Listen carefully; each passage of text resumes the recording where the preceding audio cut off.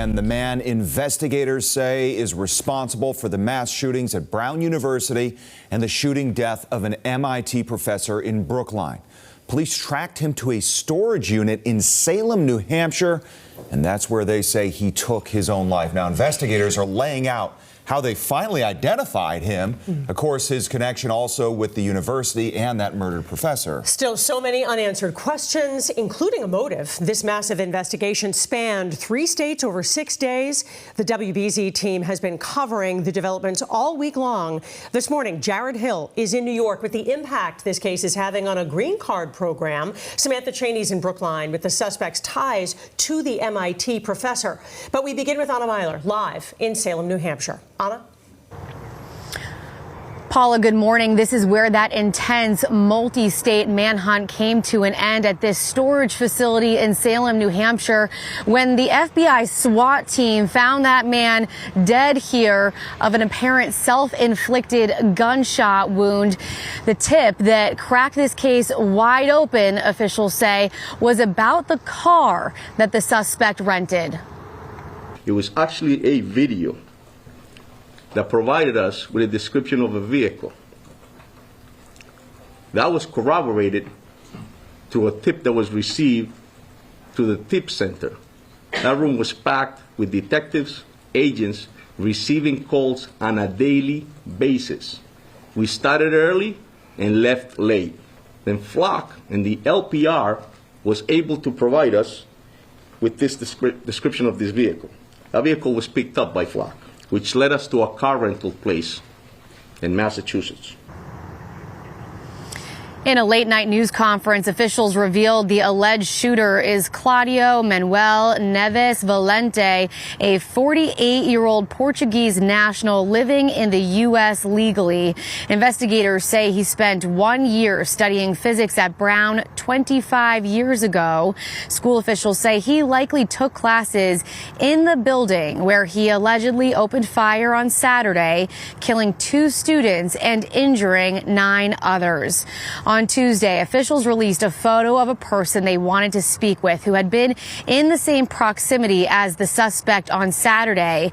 They say that helpful witness came forward immediately and provided a description of the vehicle. They say the suspect rented that car in Boston and signed the rental agreement with his own name. There was financial investigations that were going on in the background that linked him not only to that car, but also to the hotels that he had rented and the car that he had used to not only drive to Rhode Island, but then back to Boston. Officials say even though there is a sense of completeness to this investigation, there are still a lot of questions to be answered. Investigators say that weapons were found here along with the suspect's body. There are questions about where those weapons were obtained from. And of course, the big question here is the motive. Live in Salem, New Hampshire, Anna Myler, WBZ News. Anna, thanks so much. And as we had mentioned to you earlier this week, the FBI originally had said there was no evidence linking the Brown shooting to the killing of the MIT professor in Brookline. But investigators now say the gunman and professor knew each other, actually studied together in Portugal. WBZ's Samantha Cheney live in Brookline with the evidence that helped connect the crimes. Samantha?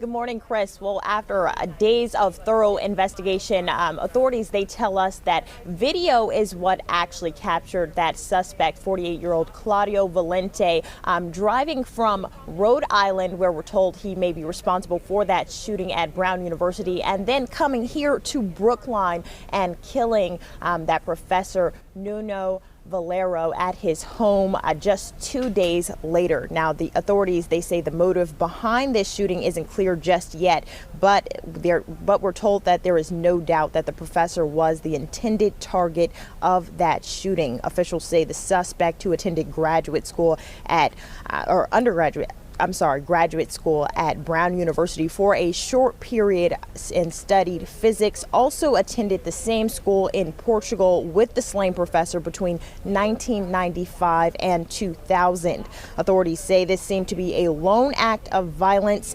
and he was not working with anyone else, and it could have been planned for months. As we're told, the shooter came from Miami and then rented a car here in Boston. At some point while he was in Massachusetts, he switched the plates on the Nissan Sentra to an unregistered plate out of Maine. Immediately following Professor Luriero's murder, Neves Valente drove to a storage facility in Salem, New Hampshire, where he had rented a storage unit in November of this year.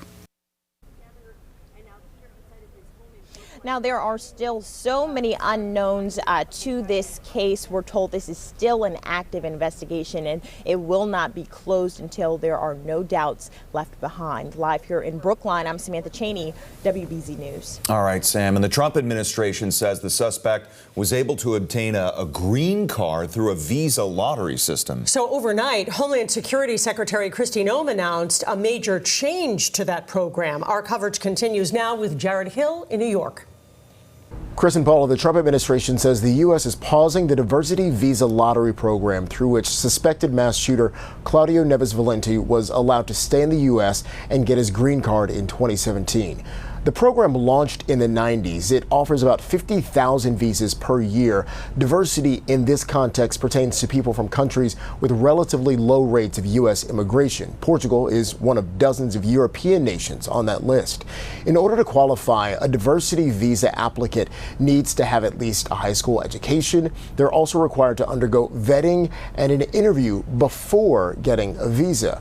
President Trump has been critical of this program for years, arguing it could pose a security risk and isn't based enough on merit like employment-based visas. More than a decade before Neves Valente got a diversity visa, he was admitted to the U.S. on a student visa to attend grad school at Brown. That's according to the police affidavit. Now, the future of this diversity visa lottery program is still unclear.